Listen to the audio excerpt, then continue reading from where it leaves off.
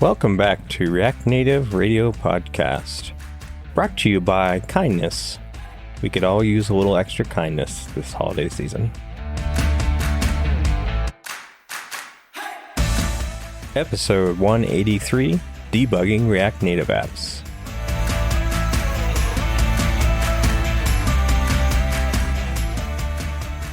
Hey everyone, welcome to the React Native Radio Podcast, where we explore React Native together. I'm your host, Jamon Holmgren. I'm joined by two of my three tremendous co-hosts. Aditi, how are you doing this morning? I'm doing well. How about you? Doing well. I'm really looking forward to this episode, actually. This has been one that I've wanted to do for a while, so definitely looking forward to it. Me too. And Robin, how are you doing this morning? I'm doing great, Jamon. Really happy to be known as tremendous. That made my day. Yeah, I think I'm going to be switching it up and using different synonyms. You got to shake it up. Harris is not here this morning, so Harris, I'm sure that you're going to be catching up and listening to your co-hosts at some point. Hi, Harris. Hi, Harris. Hello. He's probably in Alaska. We miss you. Or something. Yeah, probably. Like, he is moving west, so He's probably in Seattle Alaska now. would be. That's the next step. Okay. This episode is sponsored by Infinite Red. Infinite Red is a premier React Native design and development agency located fully remotely in the USA for a lot longer than the pandemic year, actually. Way back to... We were quarantining before. It was We were cool. the original quarantine. With years of React Native experience, since React Native was released, and deep roots in the React Native community, we are the hosts of Chain React and publish the React Native newsletter. Infinite Red is the best choice for your next React Native app. Hit us up at hello@infinite.red or just email me directly, jamin@infinite.red. All of the complaints about today's podcast will go to robin@infinite.red. Hit us. I already read that part. You can learn more on our website, infinite.red. Okay, so today's topic. We are talking about debugging React Native apps. Jamon is really excited about this topic because his apps always have a lot of bugs. Well, okay, true, but okay, yeah, I don't have a good comeback. That's a good one. Let's talk about general debugging techniques. Here's the thing. I think that before we can get into tools, we have to talk about just techniques in general, because when I was a kid learning to program in QBasic, I didn't have all these fancy tools. Like, QBasic actually came with some reasonable, like, you could step through code. You could do like breakpoints and kind of cool stuff like that. I was, honestly, kind of surprising considering that it was in 1991 or 1992 or something like that. But there are some basic techniques that I learned even back in those days that still apply today. And then new ones that have kind of come along as I've progressed through my career. So the one that I would probably start with is that a common mistake that I see new developers make, and even experienced developers, is that they try to guess at what's happening under the hood. Like, they see something wrong and they make some assumptions. Like, immediately there's some assumptions. Like, there's something wrong. I think that this third-party library just broke it. Or I think that this change that I just made just broke it. Generally speaking, they are probably right, because usually the thing they just did often will be the culprit. But when they're not right, when they're wrong, and they continue down that vein of having that assumption, then it can be very frustrating. I mean, because you're trying to fix something that really isn't the problem, and often they don't know how, or it's too difficult to get the system to really give them feedback on what is actually happening under the hood. So I have this kind of basic thing that I've told junior developers that I've trained in the past. Before you can fix it, you have to break it. Break it in a new way, okay? So, like, I can't tell you how many times I've been trying to work on a bug and then found out I was editing the wrong file, for example. Anyway, I wasn't even doing anything. All the time. Yeah. All the time. So what I try to do is I put like a nonsense function call at the beginning of whatever I'm working on, did it break in a new way now? Did it or do you just introduce a syntax error? Does it fail to compile, or does it can I break it in a new way so that I know where I am? Just an anchor point. This is where I am. Or even just put in an alert. Yeah. If you put in an alert and it doesn't fire, you know that you're not running what you think you're running. Exactly. So that's kind of like step one. You need to make sure that you are in the right file, editing the right thing, that it's even getting to the code that you think is the problem. Along with what Jamon was saying, I think it'll be nice to have junior developers also when they onboard. We could get them set up with all the debugging they need, irrespective of the technology it is. Because even when I was a junior developer, I was kind of hesitant to ask questions to whoever was on the team. So I used to think, I'm just going to try to figure this out. And I would try to do things by trial and error and be like, maybe this is the bug. Let me try fixing this, and then spend days without, realizing there are better ways to debug. And I probably never even debug. So I definitely agree that this is kind of an initial startup problem for junior developers. It's also just a really hard thing to learn and to teach. I feel like most of the debugging skills that I have, I learned through pairing. Just you just have to watch someone who knows how to debug. Right. Yes. Fix a problem, because it's at some point it just becomes kind of an intuitive thing. I think agree with that. It comes with practice too, depending on which tech stack you're at and things like that. Exactly. If you first learned how to program in Ruby, there's different techniques and different tool sets. I like to think of this like a doctor's office visit where you go with a problem and then they take all these series of tests to kind of diagnose what your health issue is before they give you medication or treatment, rather than be like, oh, I think this is probably malaria, and then just give you some meds. So, yeah. There's also probably a step before even what we just talked about, which is knowing how to read an error message, because it's a step that a lot of new devs tend to skip.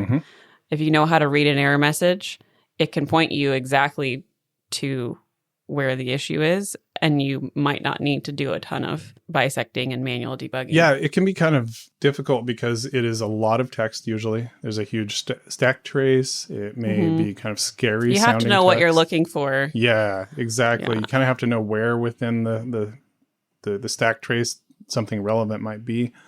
And I've seen some situations where someone will read the stack trace and get sidetracked by the wrong thing, where they're like, oh, it must be a problem in RCT view. There's a bug in React Native. And it's like, well, that's... Knowing how to look through a stack trace and find, you can ignore all the files that you did not create. Right. And you find the one line that's like a file that's actually something that you wrote. Yeah. And that's most likely a good place to start. Exactly. And then you can start by really kind of bisecting. You can start. So I'm not talking about git bisect, although git bisect can be very powerful if you are trying to find where a bug is in a history of commits. But I'm really talking about taking chunks of code and eliminating them as factors, as possible sources of a particular error. Let's say you're getting a strange crash and it's not really giving you a helpful backtrace, which unfortunately has been the case in a lot of React Native apps, a lot of React Native versions. They've gotten better about it for sure. But you need to figure out where is this crash even happening? So you start by, maybe short circuiting a whole section of code and saying, does this happen anymore? No, it does not. Okay, well, let's go to the middle of that code and short circuit just the rest of it. You run half of it. Did it happen there? Yes, it did. Okay, well, it must be in the top half. And now you just kind of keep dividing that in half.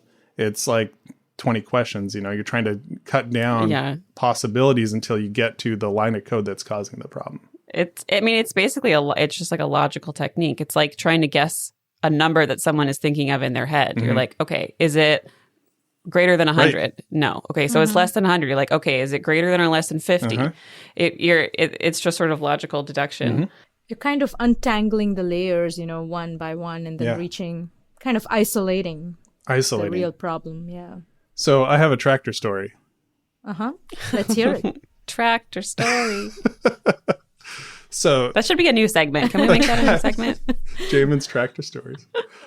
So I have a tractor. I don't know if people know this, and I was going to add some lights to the ROPS, the rollover protection system, which is a very fancy name for a rollover bar, which is just behind your head when you're driving it. Anyway, I wanted to put some LED lights on it just to light things up if I'm using my tractor in dark conditions. So I did a bunch of research, and this is 12-volt wiring. You have to like come off of the battery or off of another wire, and you have to tie in, and you have to make these connections all the way through. You have to run your wires properly. You have to have the right wire connected to the right, wire to have a closed circuit and stuff like that. And at its most basic level, computers kind of just, circuits and stuff. So it's not that different in some ways. So what I did, this is, I kind of used my debugging technique to figure out the best way to do this. I needed to know if there was a circuit in the back of the tractor, and I needed to know, is there power there? And not only that, but what is the red, the red wire obviously should be the positive side of you have positive and negative, right? So the red should be positive. The black should be negative. How do I figure this out? So I could just plug in the lights and see if they work. That would be one way to do it. Mm-hmm. Or you can have some way to measure it, some way to check it, some way to, check your assumptions all along. So I actually bought a tool called a multimeter, and there was a long discussion on Twitter how you're supposed to pronounce this. Multimeter. I don't know. I'm pretty sure my husband calls it a multimeter. That's probably right, at least in America.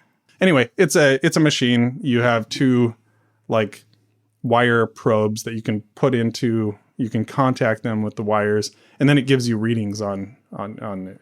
And what I thought was really cool about it was I could actually connect it up to that, turn on the key, and I had to figure out, for example, is this switched or not? When I have the front lights on, is it powered? Or, if I turn it off, is it still powered? When I turn the key off, is it still powered? I don't want these lights to just be on, right? So using this tool, I was able to determine, yes, I have 12.7 volts at that connection. The red was positive. If I switched the two probes, then it went negative, negative 12.7. So this tool allowed me to check my assumptions, to check that I had power where I thought I had power. Then from then on, whenever I plugged into that, I knew that that's not the problem. That's got what I need. Everything's good up to this point. Whenever I'm wiring in the rest of the lights, if they're not working, it's something I did. It's not something the tractor, had some problem with it. So to bring this back to our topic, debugging, you have to check your assumptions. Too many times I've had people, that I've helped fix a problem, and they say, well, I can't figure out what's wrong with my probe. Or I can't figure out what's wrong with my code.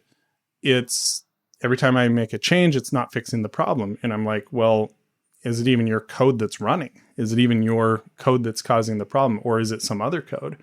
And just checking those assumptions, having some sort of way to measure and report back, whether it's just an alert or console.log or, some of the tools that we'll get to a little bit later. It's really important. And the other thing is for production, making sure that you have crash reporting in production too. Because if someone's just reporting, hey, it crashes when I click on this, that's not all that useful. But if you have a backtrace and, somewhere to start, then you can do a lot more.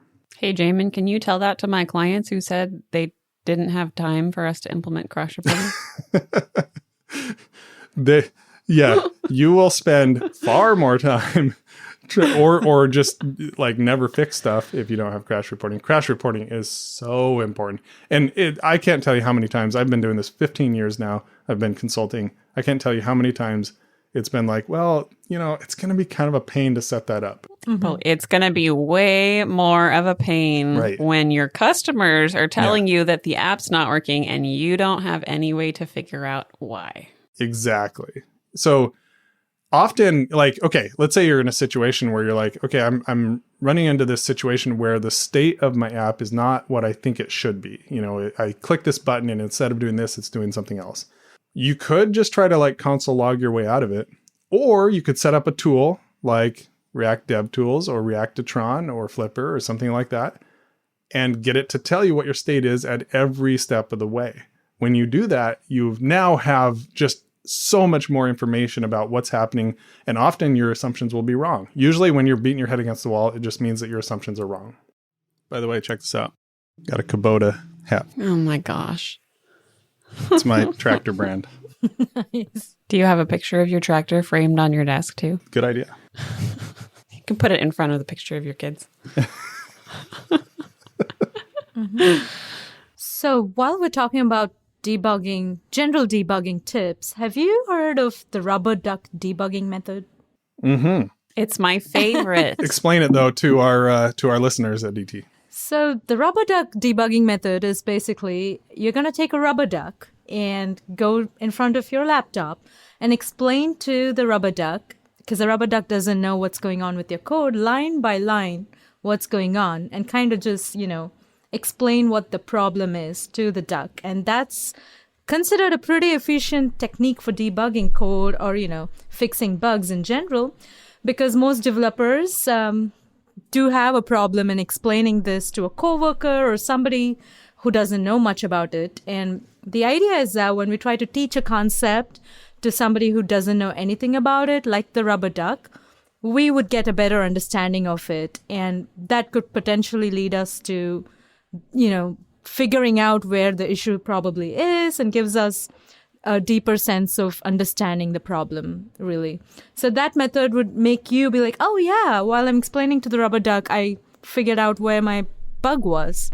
And that sometimes work. I do think for me, teaching really helps. Teaching online courses really help me kind of go over the concepts and have a deeper understanding, because I need to teach this to someone who doesn't know it. So I better know it really well. So that's the same concept with rubber duck debugging too. I would say like 5 times out of 10, when I ask for help on something in a Slack channel, by the time I finish writing it up and hit enter, I've usually figured out what was wrong, and my next response is usually never mind, figured it out. Yep. Because like going through the problem enough to write it out will sometimes reveal things that you were It's very true. just missing. Also, my rubber duck of choice is Lego Hermione. I like it. Which those of us on the Zoom call right now can see, but our listeners cannot. She looks awesome. I have a little Lego. You know what I Hermione on my need? desk. I need like a little tractor for my rubber duck. Yes. Like a little toy tractor. That would be perfect. Yes. There's got to be little I'm writing Kubota that down. tractor toys out there. I'm writing that down. I use my daughter sometimes. As Oh, the you just rubber duck. explain it to your daughter? And Explain like I'm 2. Explain like yeah, I'm but 3. these days she's asking, follow-up questions, and I'm like, Is she looking for never a job? she's smarter than I want her to be, so she's not doing a good rubber duck job these days. Yeah. That's great. So it's all about eliminating variables, really, and getting metrics in place and challenging your assumptions and making sure that you have all the right information. And then often the debugging part is pretty straightforward. You find that you misplaced something, a parenthesis or something along those lines. Another thing that you have to make sure that you are doing is making sure that you can reliably reproduce the bug.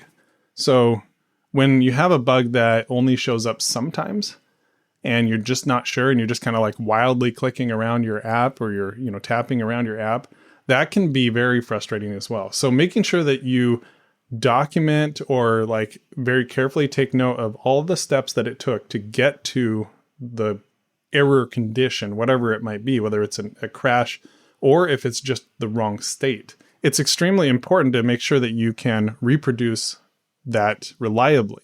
Now, sometimes it's not always possible. For example, race conditions can be very difficult, where you have two pieces of code, and when one finishes before the other, it's asynchronous, then it causes the bug. And when the other one finishes first, then it's fine.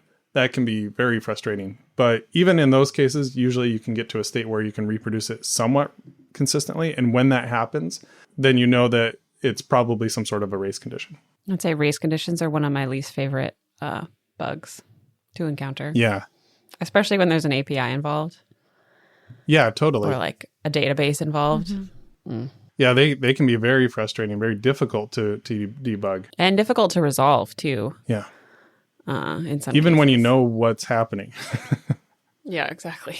That's when you just put sleeps in, right? Yep. Throw in a loading spinner. Note to audience, that is not what you do. Yeah. So when it comes to React Native itself, let's get into more specifics. The first place that I think I would send people is to go look at the reactnative.dev website, the debugging guide. And there's a lot of good information. Pretty thorough. Yeah. It has a lot of great stuff. There is, within your simulator, here's some tools that you have.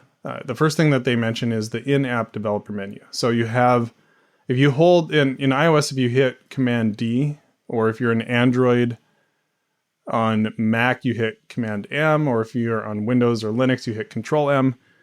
It will pop up a menu for React Native in development mode. This is disabled otherwise. Mm-hmm. You can tap reload. You can start your remote JS debugging. You can enable and disable live reload and hot reloading. There's a few other things too, the inspector and performance monitor. We'll get to those. But this obviously is kind of a first place to start, because if you have a bug, sometimes the best thing to do is just refresh, reload the app. Just be careful. I've gotten into scenarios where weeks will go by and I've realized that I've basically just refreshed every time a certain bug happened, but really there's something that I actually need to fix, because an actual user will not have the ability to refresh the app. Right. That's very true. Yes, that's a good point. And it's a good idea to probably test on a regular device so that it's not as, not as simple to just reload the app, in more of a condition that the user would be using it. Also test in release mode. Yes. Yeah. Because that can sometimes change how things load. Yeah. So you would deploy to your app using release mode, which would disable some of the things, some of the options you have when you're in debug mode, or development mode, I should say. I've noticed that the in-app, like the reload, sometimes gets stuck. I have kind of this escalating process I use. First, I'll just, Command R. If that doesn't work, then I'll hit Command D and I'll click reload.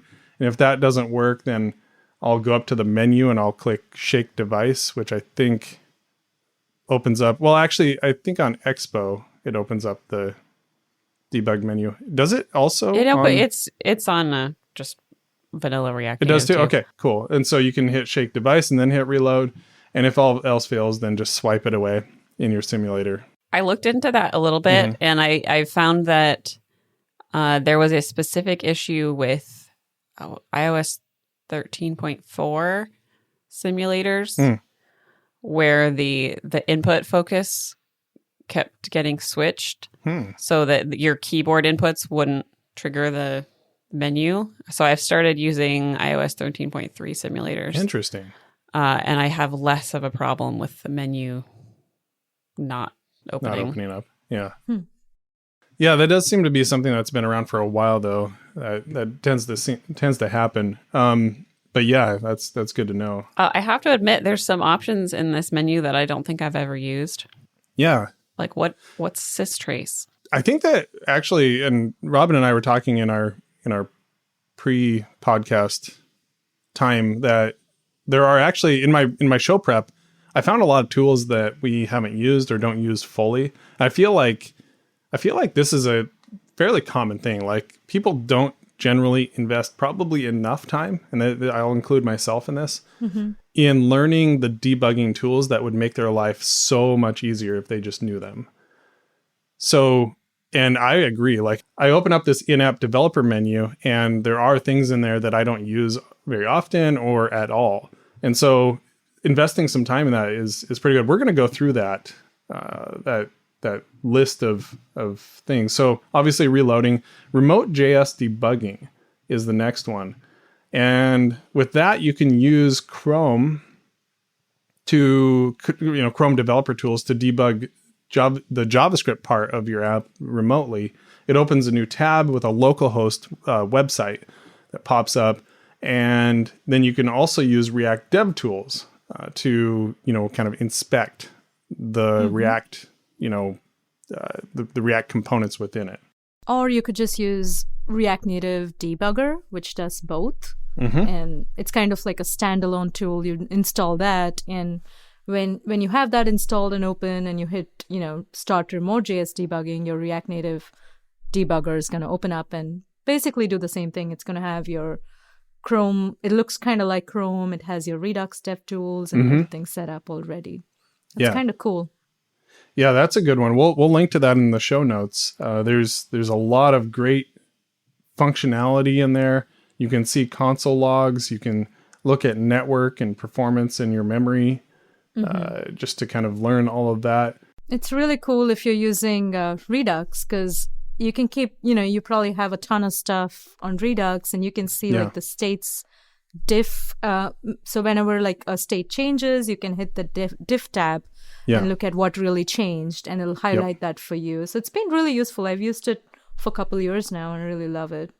You can also do breakpoints. And when you do a breakpoint, you can actually examine the active threads that were running right before the breakpoint was used, and also the call stack of the current thread where the breakpoint was executed. So it allows you to, really see how does this code arrived at? How did we get here? Yep.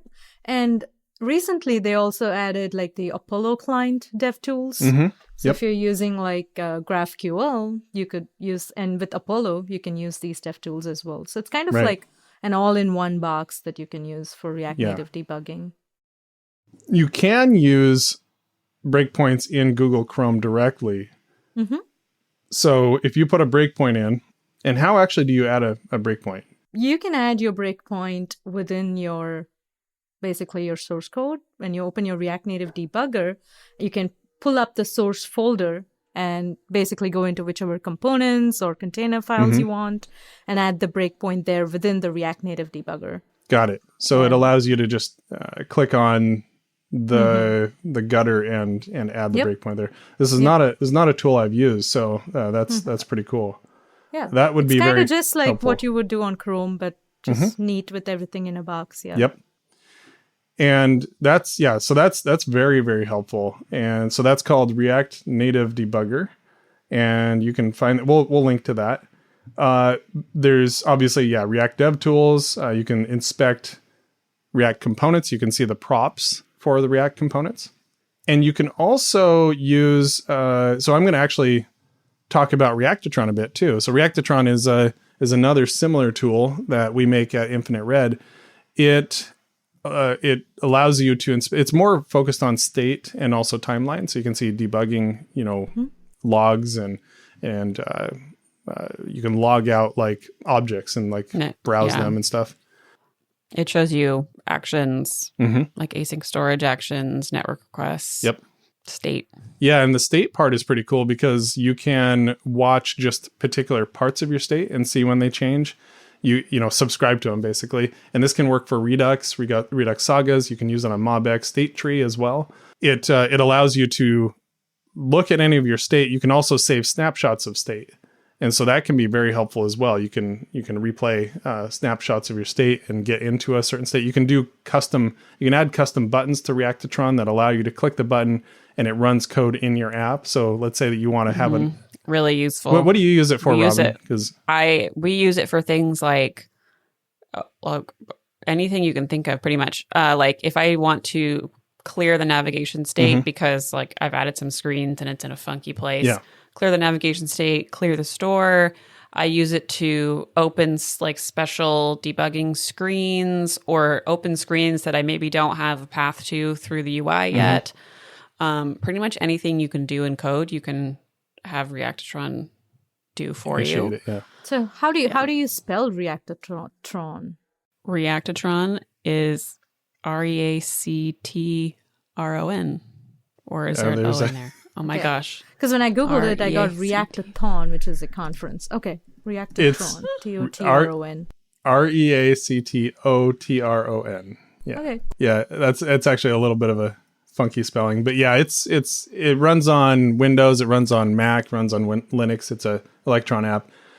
Pretty lightweight though, and I think that I do know that we get a lot of people telling us that they really love using it, that the user experience, it's more limited than something like React Native Debugger, but it has a good kind of developer experience around it. So it's more I think polished in some ways in terms of what it does. And of course, the benefit of being able to inspect MobX state tree state is a pretty big deal, because we use a lot of MobX state tree at Infinite Red.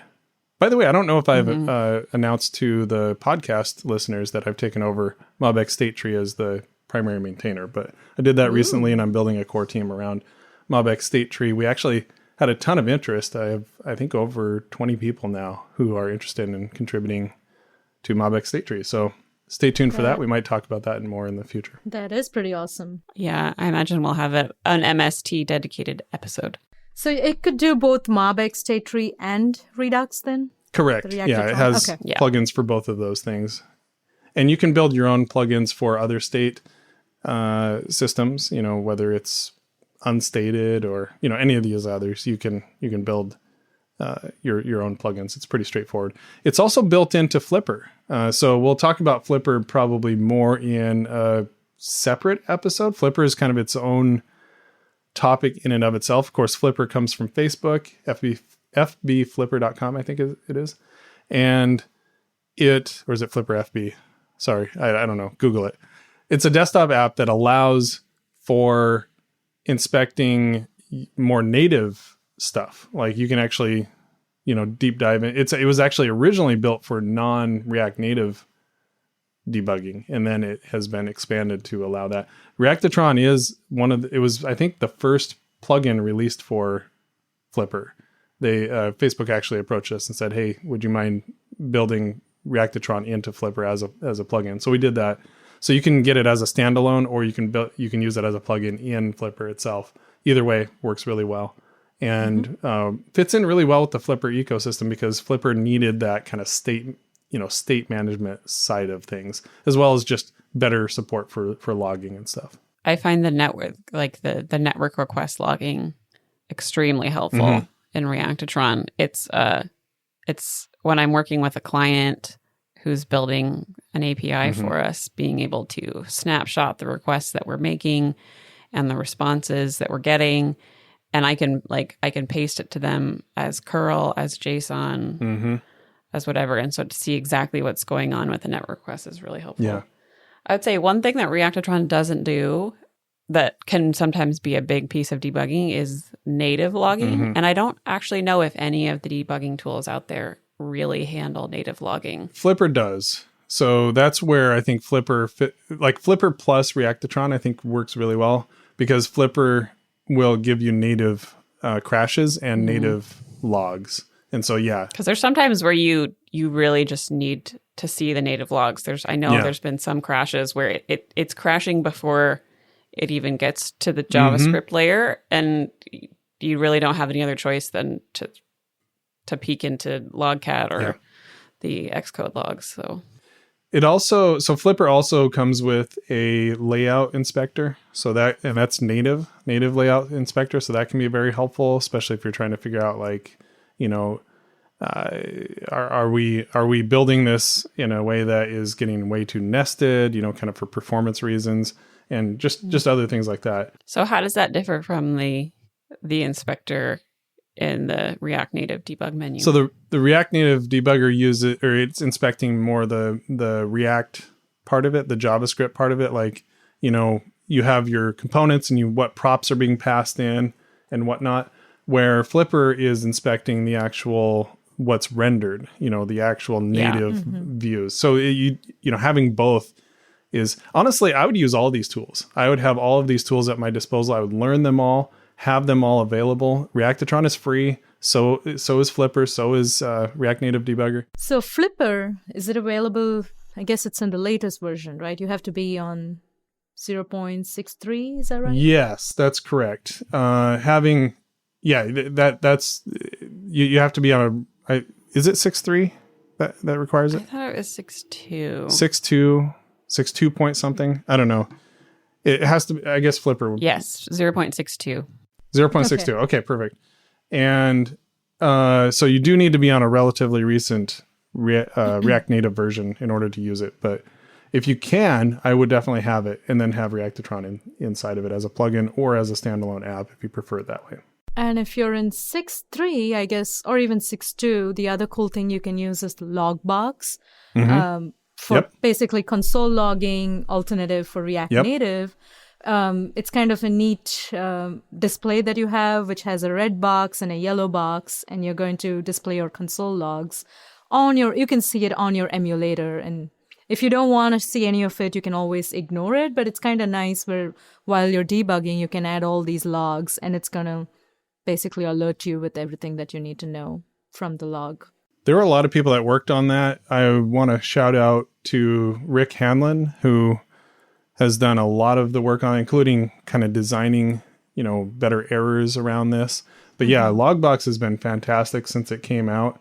It's just so much nicer experience. You can dismiss some types of errors so that you can see what state your app was in before the error occurred.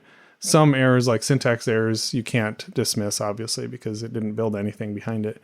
But for unhandled exceptions and stuff, it can be very, very helpful. And it's just a more friendly. I remember back in the day, it was all just like this big, bright red screen with a massive text all the way through it. It's the red screen of death. The red screen of death, exactly. Yeah. If you've been working in React Native for a while, you'll remember that. But it's so much nicer now with the new Logbox.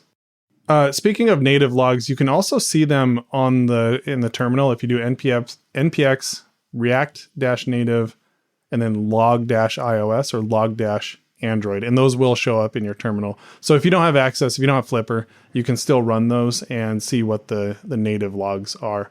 Obviously, you can also run it in Xcode or in Android Studio instead of from your terminal and go and use their debugging tools, including seeing logs in their console. Pro tip, if you're using the command line logging, it's sometimes helpful to pass in a grep argument for your app name, or I think capital React, capital Native, because there's sometimes a lot of noise from the other processes going on in the simulator.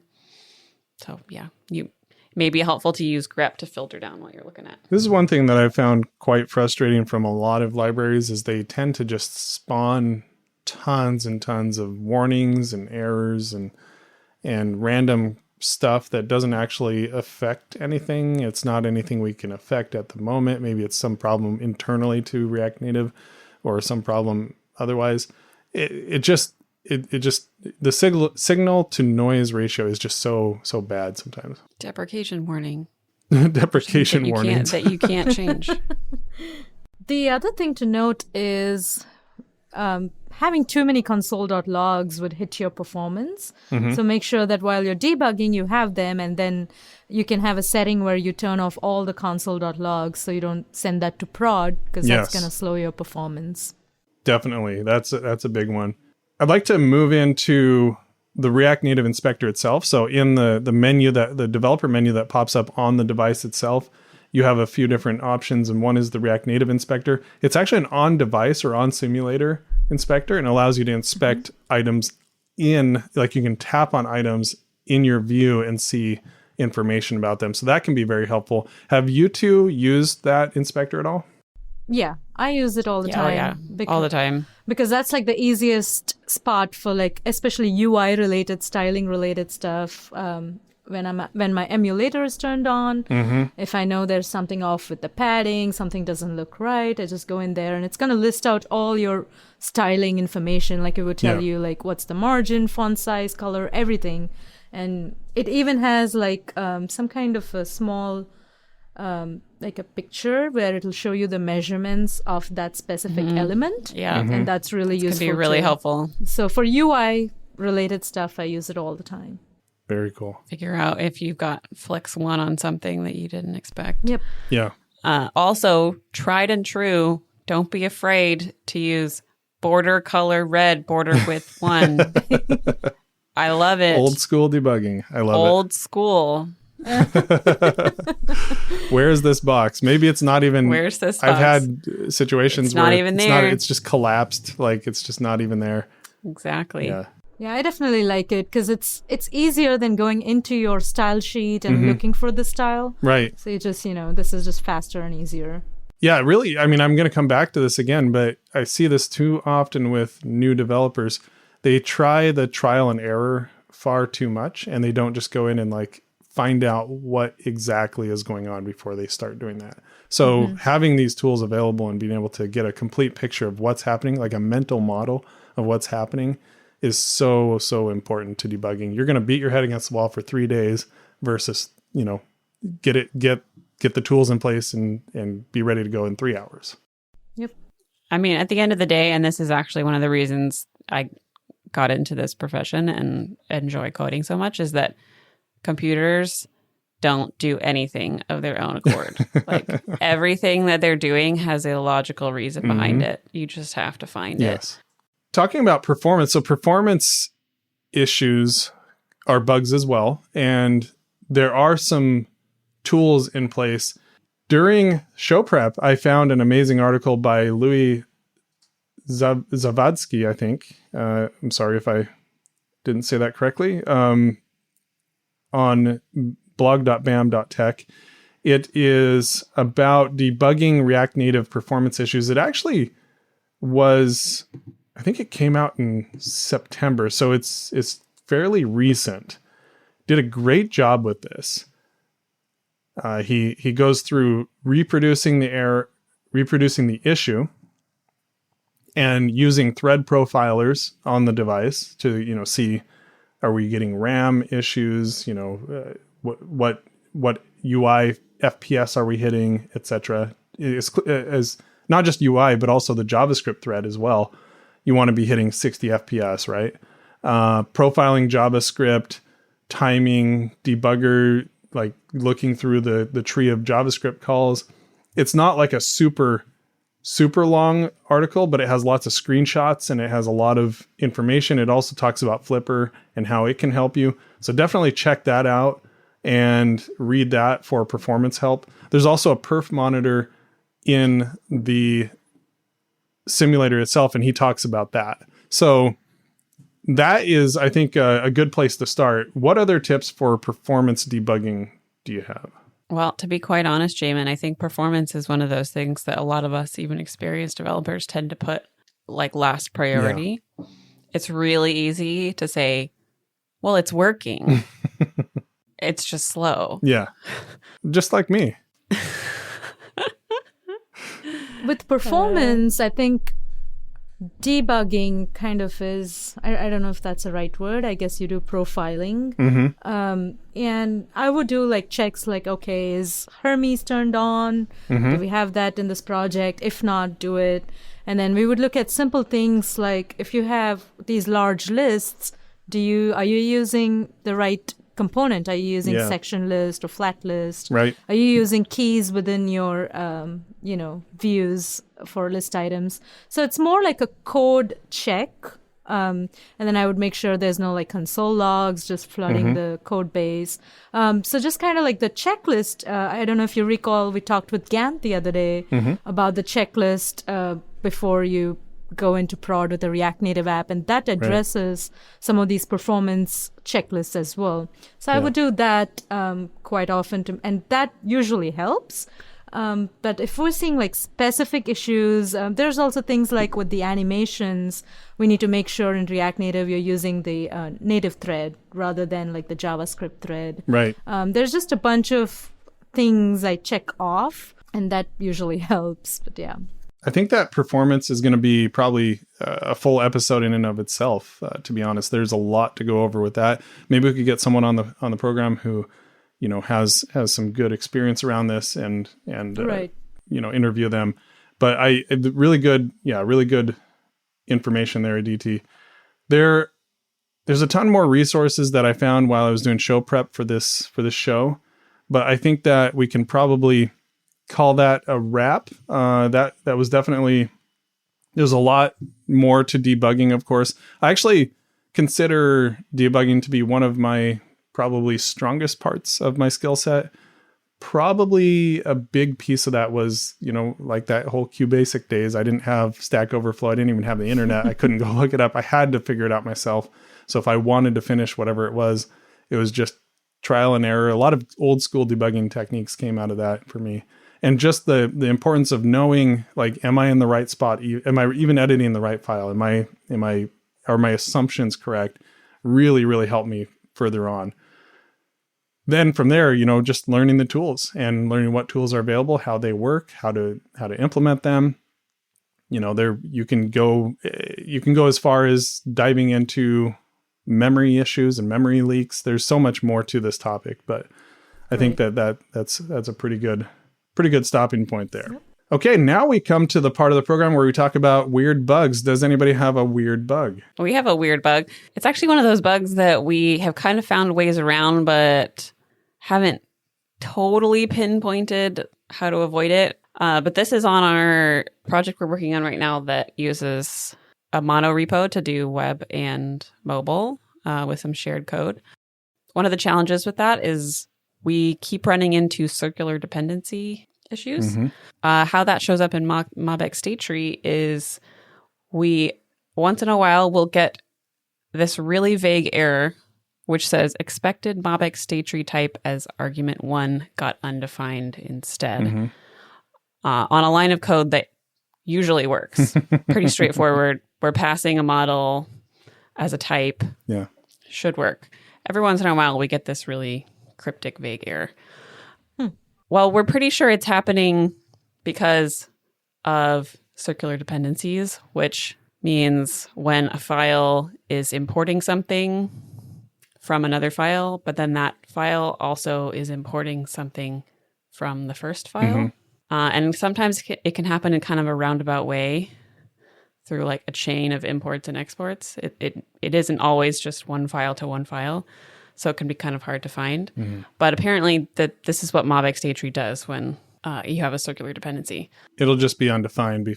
Basically, and I don't even think it's necessarily MobX state tree specifically. It's more that Metro is leaving it as undefined until it resolves all of the different things. And then it comes back and kind of like re-adds that. So this can be very frustrating. By the way, one of our priorities on the MobX state tree core team is to improve error messages like this tremendously. So we're going to be putting a lot of effort into improving error messages so that they're not so, like what's going on here. But yeah, that's a tough one. And MobX state tree has a way to work around this. You can pass in types.lazy, which basically waits until everything is done before it actually runs the type. Mm-hmm. And then circular dependencies work fine because it now has what it needs and it can pass it in instead of this. The issue is when it's kind of like a race condition, right? It is, yeah. So if it's trying to load it in at compile time, is that the right term? It's not an asynchronous race condition, but it's more like a file order. the first pass through, it's undefined, and then it comes through again and everything's now defined and it can pass the references to the proper spots. Right. But since you're building the MobX state tree model, in the first pass, it doesn't have what it needs. So that's where lazy then allows it to run in the second pass. But yeah, that can be a very frustrating thing. And what's funny is Mark posted it. Mark, I feel like Mark finds all these bugs for us. It's always Mark. But he posted this error and I looked at it and I saw what was happening. I immediately knew this has got to be a circular dependency because I've run into this so many times. And so, hey, just do types.lazy and it'll fix it. He ended up actually finding a different way. I think he removed the thing that was causing the circular dependency and then it worked. Well, yeah, it's kind of the way we've been getting around this bug is just not importing this one thing from the problematic file. Types.lazy though is really the way to go with that. Yeah, types.lazy. it's also useful if for whatever reason you have a model that uses like has a property of a certain type, and then you have that type also references the first type. Right. Yes.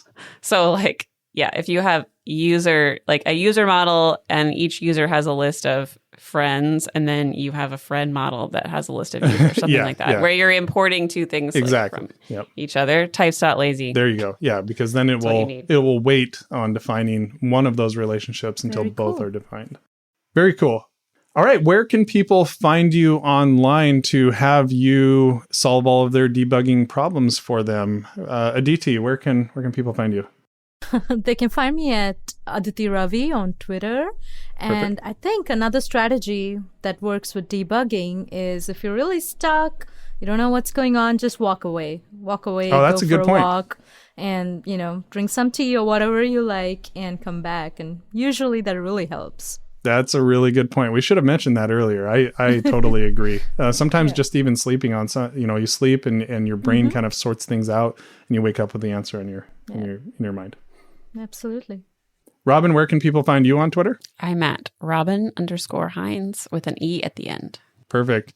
I am at Jamon Holmgren, and you can find our podcast Twitter at React Native RDIO, because we had to cut one letter out, unfortunately. So we cut the A. React Native Radio, but without the A at the end there. And as always, thanks to our producer and editor, Todd Worth, our transcript and release coordinator, Jed Bartolowski. Bartowski. Oh my gosh. Bartowski? Bartowski. It's an inside joke, sorry. And our social media coordinator, Missy Warren. Thanks to our sponsor, Infinite Red. Check us out at infinite.red/React Native. Special thanks to all of you listening today. Make sure to subscribe on all of the major podcasting platforms. Actually, you really only need to subscribe on one. Just find the one that you actually use, and you can. You know what? Actually, wherever you get your podcasts, go ahead and subscribe everywhere. We'll take the extra views. That's totally fine. It's good for our egos. But just find us React Native Radio wherever you find your podcasts. See you next time. Bye-bye. Bye.